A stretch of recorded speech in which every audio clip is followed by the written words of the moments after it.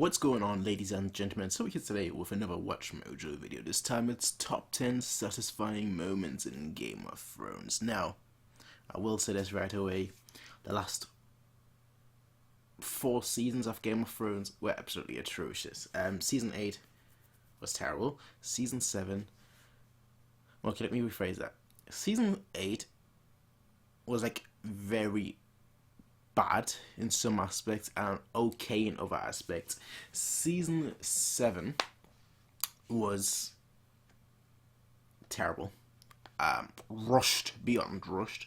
Season 6, I don't know why people loved it so much, but I always hated it. For the simple reason that like a lot of the things didn't make sense and a lot of things were cut from the books. Oh yeah, I probably should mention, I do read the books, or have read the books, but still waiting for Winds of Winter, which, hopefully 2020, maybe 2021, I don't know, but hopefully we'll get that soon. But, Season 6, I thought was massively overrated. I thought the Battle of the Bastards was overhyped.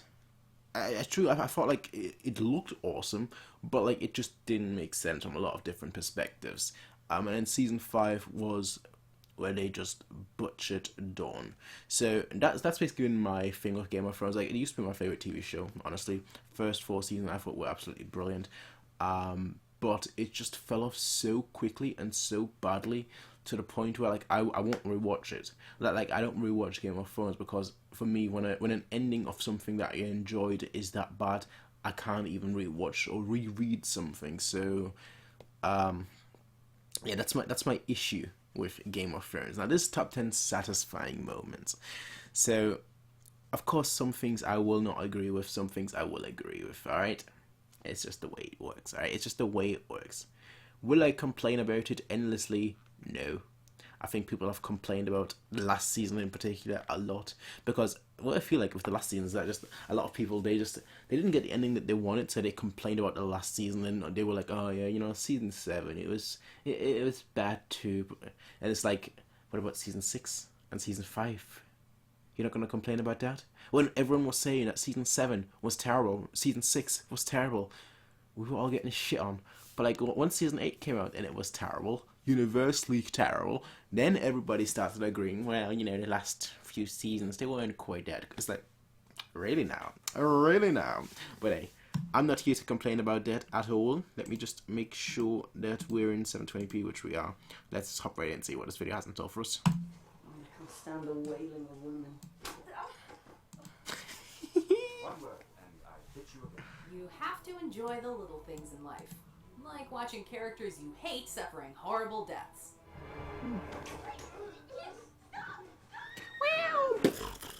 Welcome to WatchMojo.com, and today we're counting down our picks for the top 10 satisfying moments in Game of Thrones. I wish I had enough poison for the whole whole lot of you.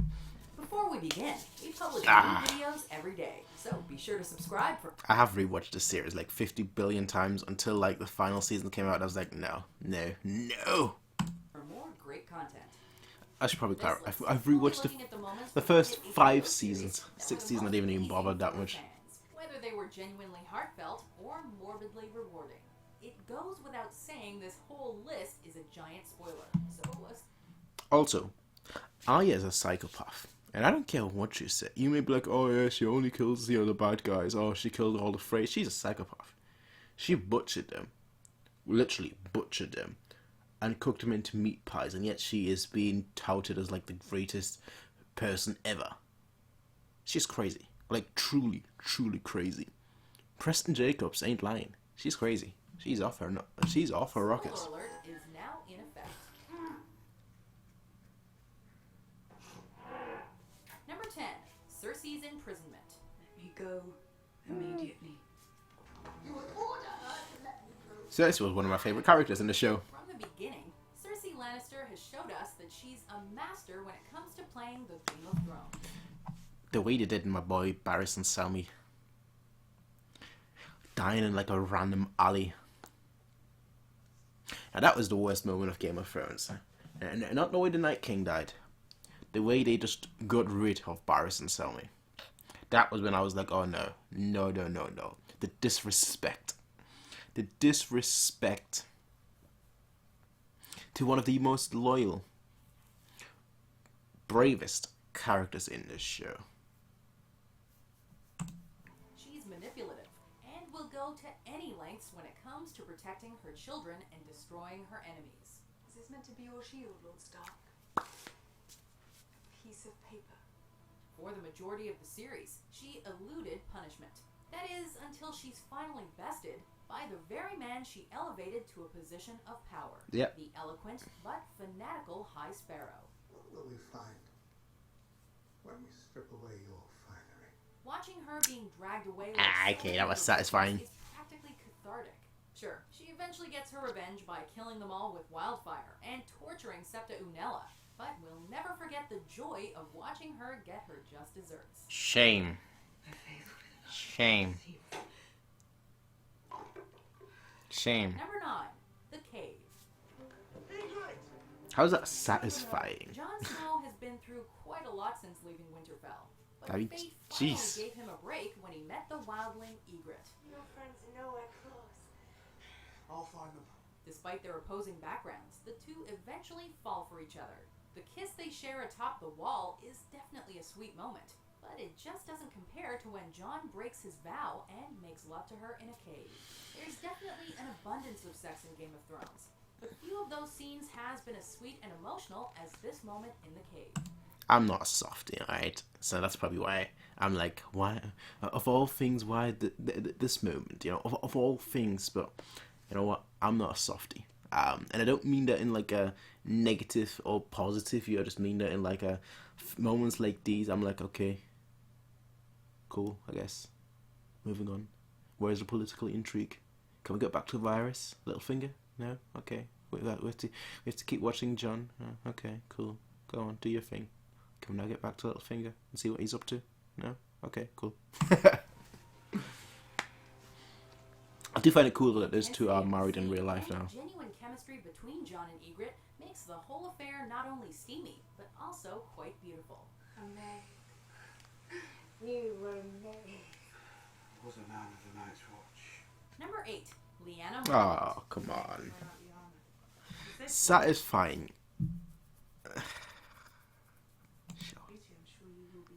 I doubt it. I'm gonna make my own list after this. You're any other kind of beauty. She was a great warrior, though. The breakout character from the 6th season was by far the young ruler of Bear Island. Yes, she may be a small child, but we soon learn that Lyanna Mormont has more guts than most of the Northern Lords combined. And she does not take crap from anyone. I don't get how that's Sacrifice one more moment. satisfying though. Badass, sure. Cool, sure, but satisfying. Life is someone else's war. She's one of the first to pledge her loyalty to Jon, but her crowning moment comes after the reclaiming of Winterfell, while she calls out all those that failed to align themselves with the Starks, only to then inspire them by proclaiming Jon Snow to be the true king in the North. For such a little girl, she sure makes one hell of an impact. We know no king, but a king in the north whose name is Stark. Let's just ignore Sansa, Bastard. the Their rightful Stark heir. blood runs through his veins. He's my king, from this day until his last day. Number 7, A Crown for... Okay, that was satisfying. That was satisfying, I ain't gonna lie. Please. Viserys Targaryen is not a good brother by any stretch of the imagination. Hiding behind his name and selling his own sister in exchange for an army, he believes that he's owed the Iron Throne as a birthright. Unfortunately, his plans come undone when Daenerys and her Dothraki husband Khal Drogo end up actually falling in love. In a drunken rage, Viserys threatens to cut out her unborn child during a celebration. This proves to be a fatal mistake, as Khal Drogo doesn't take too kindly to his A threat. crown fit for a king. He has his riders break Viserys' arm before they hold him down and give him the crown he's always wanted, in the form of burning hot molten gold. That's Dragon gotta hurt. cannot kill.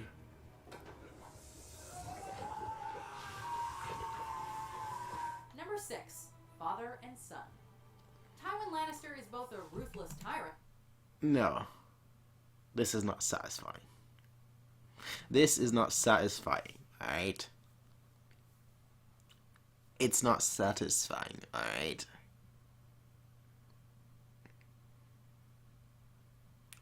Defining, yes. Maybe I just have a different definition of satisfying. Him killing Taro that's not satisfying. And a complete badass. We certainly respect him for his ability to command and his unrelenting devotion to the legacy of his house. Hold fast! Hold fast! What are you doing? We need to attack them. Hold fast! However, fans will likely never forgive him for his treatment of his son Tyrion. Humiliated and verbally abused his whole life, Tyrion's breaking point comes when he realizes that his own father has not only sentenced him to death, but also turned the love of his life, Shay, against him and slept with her. This scene actually makes no sense in the As show. expected, Tyrion is both enraged and heartbroken by this revelation, and this ultimately leads to the father-son confrontation in a privy that would be their last. Like, he kills her. Always pays his debts. Son of mine, I am your son. He kills her, but then he shoots Tywin because he calls her a whore. It's like, sure. I have always been your son. Number 5, The Purple Wedding. That was satisfying. Joffrey Baratheon will go down in history as one of television's most hated villains. Despite being so young, his sadistic nature, murderous habits, cowardice, and the abuse he inflicts on Tyrion and Sansa makes him an utterly detestable king. This scene was better in the show than it was in the books. In the books, it's like, oh no, this poor little boy, longing for his mother, crying, weeping, and clinging onto life. In the show, it's just like, yeah, you can laugh. You can. This is truly satisfying. It's not like in the books where it's like satisfying, but then you're like, damn, this is just a misunderstood kid. Should I really laugh at this poor son? This poor boy dying. In the show, it's like, yeah.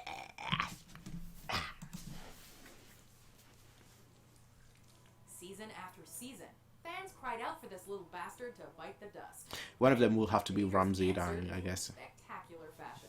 Of course. On the day of his wedding, during one of his normal tirades, the boy king succumbs to a poison known as the Strangler. While he was deserving of a much harsher death, watching the tyrant struggle to breathe What as his did he body do? is left as nothing more than a grotesque husk is wholly satisfying. These guys are savages. What did he do to deserve a harsher death? Number 4, The End of the Slave Masters.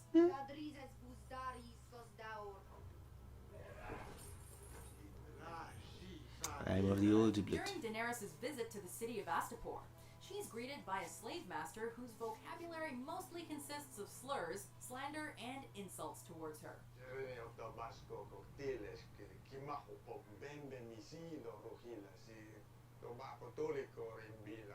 And to this point, as viewers, we're all under the impression that Dany has no idea what he's talking about, and that trading one of her dragons, even for an army like the Unsullied, is a huge mistake. Turns out that Daenerys Stormborn is no fool. There were plenty of hints that she could speak Valyrian. She even spoke to what's her translator his name? I forgot what her name is, but she even spoke to her. She responded back to her.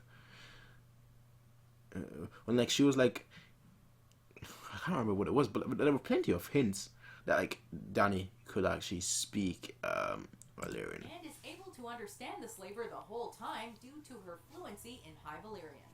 She rewards his malicious words by letting Drogon rain fiery hell down upon him and all his cohorts. With the Masters finally dead, Dany and her new army of Unsullied march on. Number 3, Avenging the Red Wedding. No. Walder Frey quickly established himself as one of Game of Thrones' most detestable characters after he hosted and helped organize the deaths of Robb and Catelyn Stark. Ah, yeah. has been a psychopath for like most of the show, but this was the moment she truly became a sociopath, a psychopath, a mass murderer, and quite frankly, not human. And I don't mean that in a positive way, I mean in an absolutely negative way. Who butchers a family and bakes them into a pie just to feed them?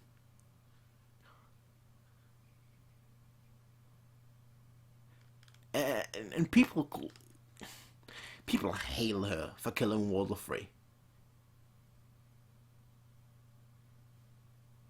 Like, is there a concept of going too far or not? Because this is clearly going too far. Not to mention Robb's pregnant wife.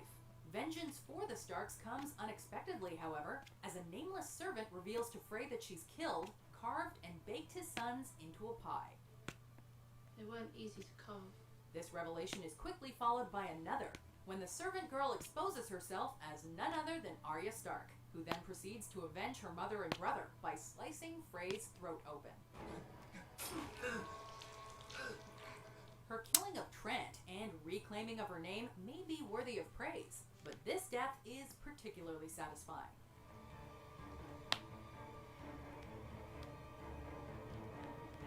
Yeah, no. Number 2, Resurrection. Apologies for what you're about to see. Jon Snow's murder practically broke the internet, as fans were forced to wait until season 6 to find out if their favorite bastard would eventually be brought back to life. Resurrection was always a possibility in the minds of eager fans, especially after we saw what the Red Priests could do, thanks to the power of the Lord of Light. Alright, this one I'll kind of give them.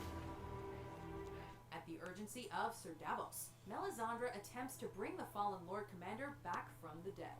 Alas, the Red Woman seems to have failed, and as the episode draws to a close, we're treated to a lingering shot of Jon's corpse, which ends when he draws his first breath of new life. Everyone breathed a sigh of relief as Jon's eyes finally reopened. I didn't, I was hoping he was dead. Nah, I'm joking. I'm joking. Before we reveal our number 1 pick, here are some honorable mentions. Dragon Pit? How to Train Your Dragons, okay. Okay.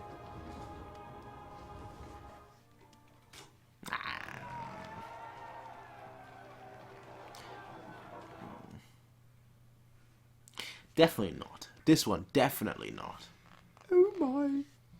Number 1, The Death of Ramsay Bolton. I think that sounds like a wonderful idea. Okay. Have to give I credit to knew. Ramsay. He faces some stiff competition on his way to becoming the most sadistic antagonist in Westeros. Nevertheless, we have to bestow that honor upon the bastard. He tortures and castrates Theon, abuses Sansa, has his stepmother and newborn brother fed to the hounds. The list of atrocities he's perpetrated goes on and on.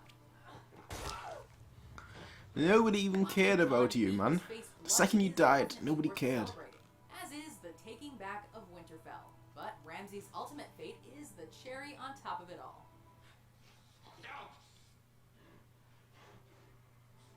As revenge for all the pain he put her through, Sansa unleashes Ramsay's own starving hounds on him. We all share Sansa's smile as we hear his screams of pain. Psycho. Agree with our picks? Check out these. Alright. Clearly this was made before season 8. But I don't necessarily mind the list. I find, you know, if they would have called this I think a different word rather than satisfying, I would have been a-okay with this list. It's just the word satisfying that I'm like, I'm not quite sure. Now, I'll give you just my off-the-cuff list of my top 10 most satisfying moments. Number 10.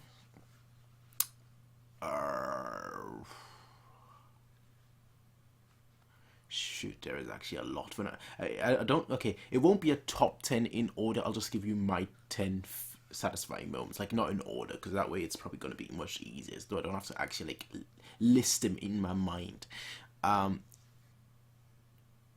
10, honestly, I know people will disagree with this, the Red Wedding. I think that was very, very satisfying.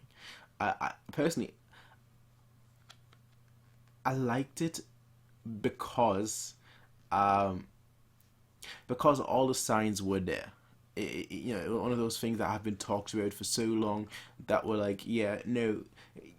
I think in the show, or there was a line in particular, you lost this war the second you stopped that marriage, boy. There was a lot of like little hints and signs, so on and so forth. And personally, at first, the first time you watch it, it's obviously a shocking moment, but like now that I'm like, yeah, good. I consider it satisfying. For me, satisfying is like when it all makes sense. When it builds up to something and then it just happens and it makes sense. So that was definitely one of them. Ooh. I was going to say the King's Mood, but definitely not. Definitely not. I thought it was rather lacking, to be totally honest. Very, very much lacking compared to... I'll stop comparing it, alright? Shoot. Purple Wedding, of course. I'll put the Purple Wedding in there. You know, I'll put it in there. Him dying, choking. That was pretty sweet. Then another one is Tyrion's trial. I thought that was very, very satisfying with the way that episode in particular ended. You know, his speech in particular ended. I thought that was brilliant. So that would be my next moment.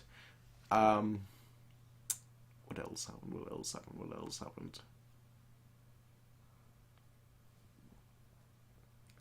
I'm trying to go backwards from like season 8. What was satisfying in season 8? Game Ball? No. The ending? No. White Walker? No. Night King? No.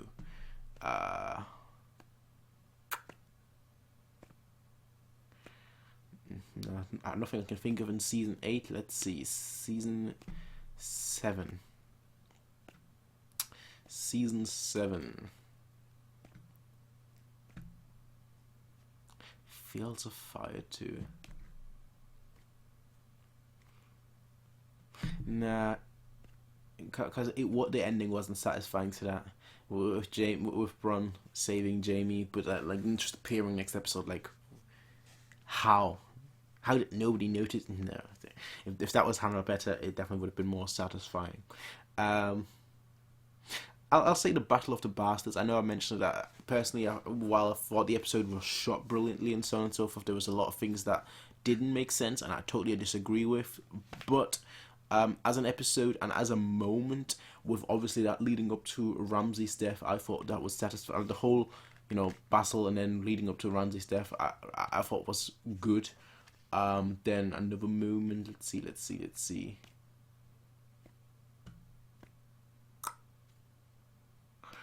Man, her whole thing, definitely not. I actually quite like Arya. Right? Let me just say this right now. I actually quite like Arya. I just think in this show, her character arc just kind of, I have no idea where it went. It kind of just died, and that's my issue.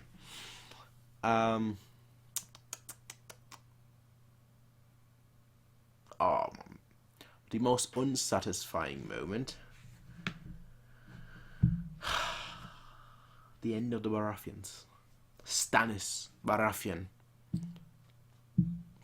The way he died was the most unsatisfying. The best character in the show. Let's get this right. The best character in the show, Stannis Baratheon. And the way he just died was like the most disappointing moment. Besides Dawn. Oh my, I could make a list of the most unsatisfying moments. Damn. So let me go back to the earlier season 1 and so on and so forth. You know what? No, satisfying moment. The fight against Sir Arthur Dayne. I thought that was a good fight.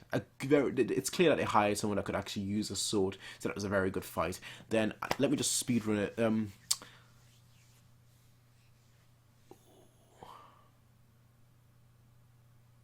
Season 2, episode 9. Is it 9? Or is it 8? I think it's season 2, episode 9. The whole episode, Battle of Blackwater Bay, was brilliant. Stannis obviously coming in, Tyrion doing his thing, and at the end, you have one of my favourite shots. Tywin coming in is like, the battle is over. We have won. Just badass. Coming in like that. That was pretty cool. Satisfying moments. Ned's head getting chopped off. Yeah. Another satisfying moment. Oh man, I can't think of see, satisfying is different for good from like good moments. Satisfying to me means like there was great build up and then it just it finished in a great manner. Which is why like when I think of like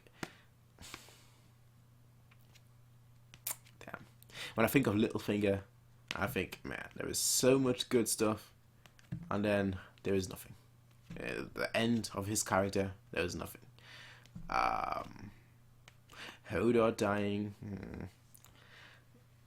no. I think that's about all I can think of, honestly. Brienne being knighted, I guess that would be quite satisfying. The way, yeah, Brienne being knighted, I thought that was a very satisfying moment in season 8. Probably the best moment in season 8, where we knighted. And Jaime's name being written in the White Book. No, very last scene of one of the very last scenes on like season 8 with the not dry ink. I thought that was very, very cool too. But that's about all I can think of when it comes to satisfying. Again, maybe I just have a different definition of satisfying than WatchMojo, but that's just my list there. You know, let me know what you all think. What's your top 10 or just 10 satisfying moments in Game of Thrones that you personally have? Let me know. Let me know. Let me know. I probably should do like a video like my top 10 disappointing moments in Game of Thrones, but I think that ship has long sailed. But again, then again, I'm doing the top 10 satisfying moments of Game of Thrones, so maybe it hasn't. Regardless, ladies and gentlemen, let me know what you all think. I'll see you all in the next one, everyone. Until then, have a nice day, peace out, and bye.